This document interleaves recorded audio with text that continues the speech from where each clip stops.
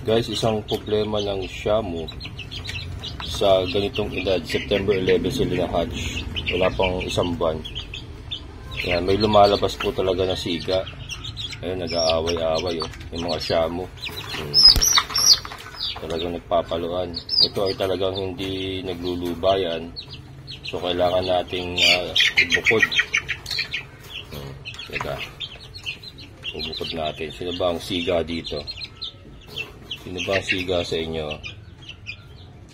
Ito, mukha itong siga. Tingnan natin.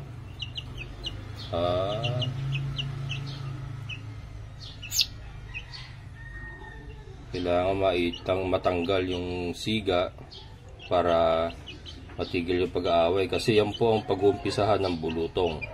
Pagka nagkasugat-sugat po ang mukha niyan, dun po nag-uumpisa minsan ang bulutong.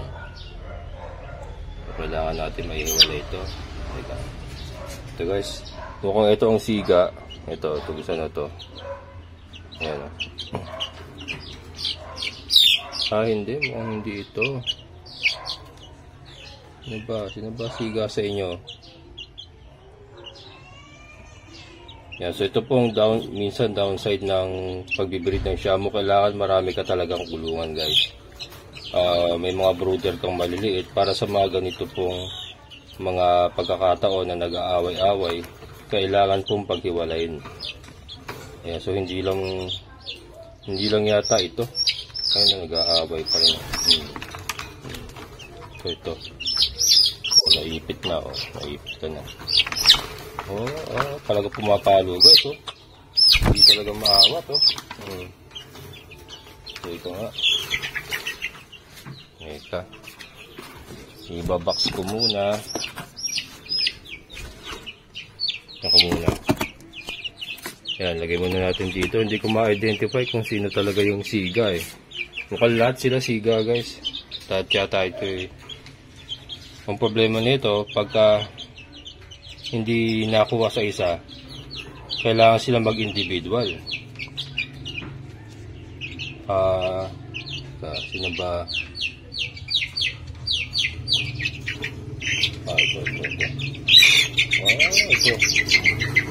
Ito. Natin. Tinanggal natin itong isa na to.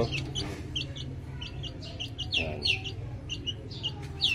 Teka, lalagyan ko lang ng division guys. Ayan, so nilagyan natin ng division. Tingnan natin kung may mag-aaway pa rin. Ayan. So ito yata, itong dalawa na to ang troublemaker. Troublemaker, balastik na yan. Ayan.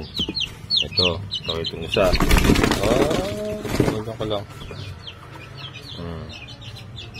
Problema nito yung kulungan. So kailangan ko paghiwa-hiwalayin talaga. Ayan. Siga guys, liit lang, liit lang, siga na, liit mo ay siga ka na. Ayan guys, may harang na, nag-aaway pa rin, Kailangan talaga hindi sila magkakitaan, Ayan, meron pa rin sa loob, Nag-aaway pa rin sa loob, Nagkakagulo yung ating mga Shamu. So talagang kailangan paghiwa-hiwalayin yata ito ng isa-isa. So dagalingan natin ito sa mini farm. Ang problema, kulang din yung kulungan natin doon. So paano kayang gagawin ko rito mamaya? Pero kailangan ngayon ay mahinto itong babagan na to. Kailangan mahinto. Ayan. So kailangan nagsara natin, para hindi sila magkakitaan at nagbababagan pa rin kahit may harang na. At ito meron pa rin dito. Meron pa rin. May sugat na yung isa sa uso. Teka, ano ba gagawin ko dito?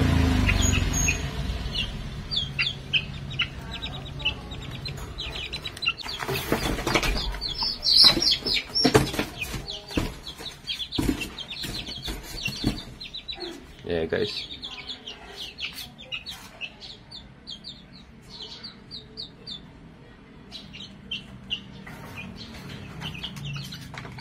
guys, kunin natin yung isa at nagbababagan pa rin. Ano? Oh, umalas na siya. Ito, sugat na. Oh, may mga sugat na sa tuka. Walastik kaya talaga. Oh. Ano magagawin ko sa inyo? Ano muna? Naka muna. Wala, hindi sila magkakitaan eh. Hindi ko alam kung nangyari dito guys sa batch na to. Sobrang katatapang. So nagbabagan. So kailangan talaga paghiwa-hiwalay individual yung ano, yung mga matatapang na Shamu. Ewan ko lang po itong dalawa na to eh, ano pa. Ayan. Teka, ayusin mo natin guys. Lalagyan natin ng mga division. Ayan guys, so paghiwalay na natin mga kulapo. Talagang hindi nagluba yan eh. Oh. Ito. So ito yung dalawang siga. Ayan. Kita niyo ba? Sorry. Ayan, ayan. Ayan yung dalawang siga. Ayan.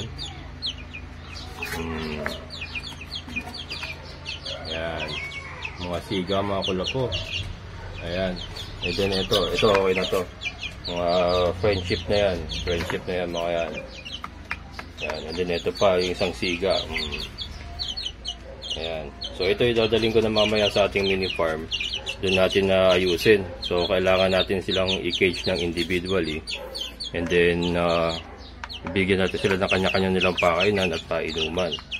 Ayan. So itong batch na to ay mga siga guys. Kasi yung naunang batch naman ng Shamu ay hindi naman ganito. Pero ito wala pang 1 month to. September 11 lang na-hatch to. Pero mga siga na talaga. Nagbabagan. Nagulat din ako. At buti nandito pa ako nung nangyari. Kasi ngayon po yung alas 7 na umaga. Normally kasi sa farm ako. So naiiwan lang sila dito. Kung nagkataon guys na naiwanan natin magbababagan, ay siguradong sugat-sugat ang mga mukha nito. Ano? Yan sila. At yun nga, nagiging problema kasi doon, yung pag na-infection po, nagiging bulutong po yung mga sugat nila. Yan. Yan. So, doon natin tutuloy sa ating mini farm mamaya guys. Tignan natin kung paano natin paghihiwa-hiwalay itong mga kulapo na to. Ayan guys, nadala na natin dito yung mga sisiw. So, isinama na natin sila dito sa ating mga breeders para nandito sila sa loob ng may bubong na maayos at sigurado po tayong hindi sila mababasa. Ayan, no? Medyo masama ang panahon guys. Umambon-ambon at malamig ang simoy ng hangin. Kaya ito. Ayan, no? Ayan, so, ayan po, nakita nyo ba yan? Balot na balot. Ayan, balot na balot po sila at medyo malamig po ang simoy ng hangin. So yan po kasi ang number 1 na dapat po nating ingatan sa mga wala pang 1 month old. Kahit yung mga 1 month old and up, medyo delikado pa po yan sa malamig na hangin. Madali po silang magkasipon pagka natatamaan sila ng malamig na simoy ng hangin. So yan po ang dapat nating iwasan. Kaya ito, balot na balot. Papakita ko sa inyo ang kanilang sitwasyon guys sa loob. Ayan, silipin muna natin guys para makita nyo ang kanilang sitwasyon. So ayan. Ayan po, malabo, sorry. Nag-bounce sa sa rehas. Ayan o. So ayan siya. Nakita nyo naman yung kanyang area. Kulob na kulob. Haba ng leg guys oh. Nakita nyo, sisiw pa lang oh. Wala pang 1 month oh. Haba ng leg. And then ito yung isa. Ayan. Hindi makita. Ayan guys. Ayan. So nakita nyo naman, sila po ay kulob na kulob at komportable po sa kanilang kanilalagyan kahit wala pong ilaw. Yan, hindi na po tayo nag-iilaw talaga. Kahit sa bahay wala naman na silang ilaw doon. Kaya lang kasi mas secured sila doon gawa ng nasa loob ng ating bahay. Ayan, so ito naman po yung iba. Ayan, so tali-tali lang ng yan guys oh, para hindi lipa rin. Natali lang natin ng alambre para hindi lipa rin. Ito. So ito yung isa, tatlo silang hiniwalay ko na siga Yan. Sisiga number 3, laki ng butchi, oh. Yan lang yung mga pakainan nila, guys. And then, kanya-kanya sila mga painuman. Yan. Ang hirap pala ng Shamu, guys, pagka naka-tiyempo tayo ng mga ganitong batch na maraming matapang. Talagang nakita nyo naman, nagbababagan. Yan po ang isang dapat nating paghandaan pag tayo po ay nag-breed ng Shamu chicken. Ayan. So ito na i-share ko sa inyo, guys, doon po sa mga bagong gustong sumabak sa pag-breed ng Shamu. Yan. So ito po ang dapat yung paghandaan, yung dapat meron talaga kayong mga naka-backup na individual cages or kulungan para po pag naka-tiyempo kayo ng matapang na batch na ganito nga nagbababagan ay mapaghihiwa-hiwalay nyo. Ano, so secure din to, guys. Ayun, oh, balot siya ng sako. Nakabalot ng sako yan. Ganda ng tindig, oh. Sisiw pa lang yan, ganda ng tindig. Ayan. And then ito naman yung ito magkakasama na to, mga ano na to yan, ito ay mga friendship na to, friendship. Ayan, ito ang ganda, oh. Ang ganda lang, guys, oh. Ano ba yan, talisahin ba tawag dyan? Ayan, so ito friendship na to, guys, hindi na nag-aaway-aaway ito. Ito yung defective natin ng nakanganga, pero lakas din kumain niya, laki ng butchi, oh. Kaya lang problema yung tuka niya, may ayan, oh, may defect yung kanyang tuka. Ganda sa kaya lang nagkaroon ng problema sa tuka, so hindi natin niya mabebenta. So i-grow out ko na lang, and then titignan ko pag laki niya kung anong masarap na luto sa kanya. Hindi, tignan natin kung kung magagamit pa natin yan as materyales. Kaya lang pangit po kasing gumamit ng may defect na kung magbi-breed ka and then ang breeder mo ay may kapansanan, ay hindi rin po magandang gamitin. So malamang po ay maikawali ito pagkalaki. Ayan, and then ito po yung kabir natin, yung dalawang kasama niyang kabir. Ayan, so yan po ang storya yan sa naging rambolan kahapon yun, guys. So ngayon ko lang po kayo i-update kasi inabot na ako ng gabi sa paglilipat sa kanila, kasi nga ito inayos ko pa itong pinagkulungan sa kanila, sinanitize ko pa ito, and then binulot-bulutan pa natin ng mga sako. Kaya ngayon ko lang po kayo na-update. Yan. Yan sila. And then ito, tignan natin yung pagka walang balot. Ito ang itsura niya pagka walang balot. Yan. Yan ang problema, sumasampa rin. Baka dyan. Oy. Ikaw talaga. Ito, ang ganda, guys, oh. Ang ganda ng tindig niya, no? Nakita niya tindig, oh. Astig na astig, pati yung kanyang kulay. Ito yung pinakamatapang, Ayan. Ito yung pinakamatapang sa kanila. Astig, oh. Bata pa yan, guys, oh. So September 11. So October 11 po ang kanilang ika-1 month. So wala pang 1 month ay astig na, oh. Ang haba na ng leeg. Ang haba na ng kanyang leeg, oh. So yun. So buti na lang ay meron ako mga nakatabing ganito, yung paso na pakainan. And then marami naman tayong mga waterer. Ayan, so meron silang individual na mga ganyan. Ayan. So ito rin. Ito astig din to, kalalabas. Loko talaga, ha? Ika. Ay, mabuksan. Tumalon, guys, tumalon. Saka lang, brother. Ano ko ba, brother or sister, ha? Hindi pa ma-gender, guys, hindi pa ma-gender, oh. Pero mukhang sister, pero ang tapang. Nakita niyo yung mata, oh. Astig. Tapang ng mata, oh. Liit pa lang, ganyan ang mga tindigan nila, oh. Yan po ang kagandahan sa Shamu din. Yan, ito po kasi ang alam ko sa Mindanao, guys, ay pinagsasabong po ito ng walang tari. So tahid lang, yung natural na tahid nila, yun lang, and then matira-matibay. Ganun daw po ipinagsasabong yung mga Shamu sa Mindanao. Yun lang po ang pagkakakwento sa akin, ha. Correct me if I'm wrong, hindi. Kwento lang po sa akin yun yan. Pero yun, tumatagal yata ng mga 1 oras or mahigit ang laban. So matira matibay. Ayan, yan po sila. Pasok ko doon.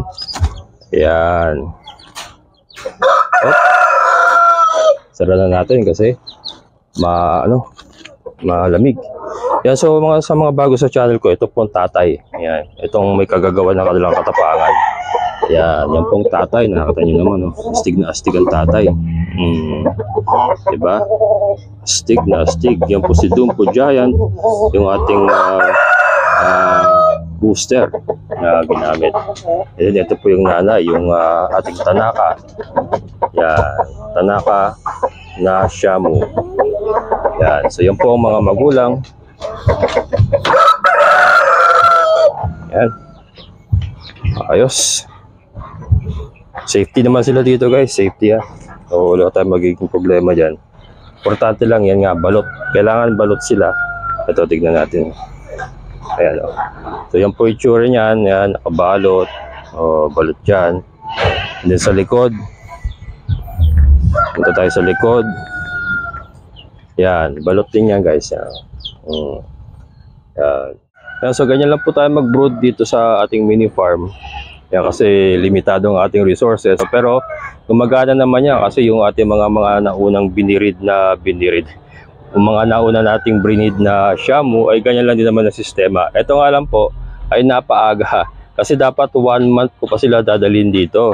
Kaya lang nagmamadali sila at nagrambola na. Sabi nila, galitin natin si boss. Mag-away-away tayo para dali na tayo sa farm. Ayan, kaya nadala sila dito ng wala sa oras. Yan, dapat October 11 pa ang kanilang paglilipat. Kaya lang yun, napaaga. Pero yan, okay naman yan. So ito po, hintay lang po ng 1 month bago tayo magbenta. Kasi hindi po, mas maganda pong mag-alis tayo ng 1 month para sigurado pong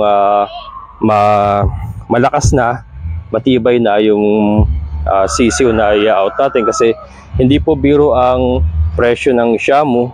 Ang 1 month po niyan ay nasa 1,500. So kailangan makasigurado rin po tayo na ang i-release natin ay matibay na talaga. Yan, and ayan po yung ating makambing. Ano Tisay? Gutom ka na? Ayun si Memeng sa taas. Ito si Tisay. At ayun si Bambi. Ayun si Dagul, ando sa kulungan niya si Dagul. Yan. Yan, may ginagawa ko guys sa project. Kaya lang hindi ko alam kung itutuloy ko. Plano ko kasing lagyan ng manok sa ilalim. Kaya lang parang ika-cancel ko.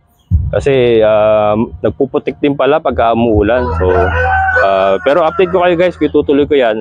Yan naman ay inaaral ko pa kung ubra. Yan, so hanggang dito na lang guys.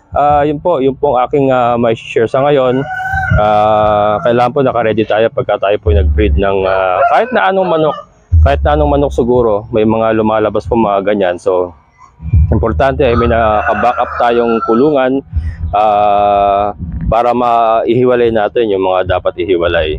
And shoutout po kay Sir Victor Kayanan from US, California. And sa lahat po ng mga solid kabokal, shoutout po sa inyo lahat. Maraming salamat sa inyong patuloy na suporta. And sa mga bago po sa channel ko, kung nagugustuhan nyo po ating mga content, sana po ay mag-subscribe na kayo. And then click nyo lang po yung notification bell para ma-notify kayo sa mga bagong videos na upload ko. Hanggang dito na lang guys, maraming salamat. So muli, ito ang inyong kabokals farmer nagsabing sabay-sabay tayong mangarap, magsikap at higit sa lahat ay kumilos at siguradong ulad ang ating amazing na buhay. Bye-bye!